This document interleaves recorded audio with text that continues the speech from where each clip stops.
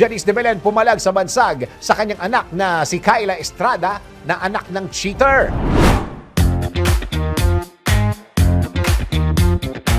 Para sa aking balitang showbiz, hindi nagustuhan ni Janice de Belen ang bansag sa kanyang anak na si Kyla Estrada na anak ng cheater. Nadamay si Kyla sa issue ni Maris Racal at Anthony Jennings dahil kasama niya ang mga ito sa teleseryeng Incognito.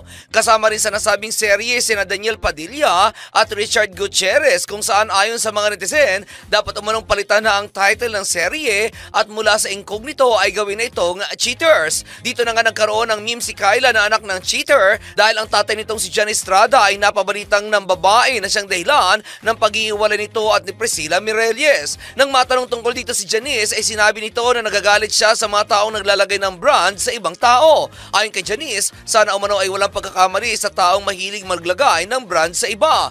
Napaka-unfair umano kapag nang babrand ang ibang tao dahil sinisira nito ang reputasyon. Unang-una raw ay mahirap kapag artista dahil sa panahon ng social media, ang artista ang target ng mga basher at wala raw silang magawa dito.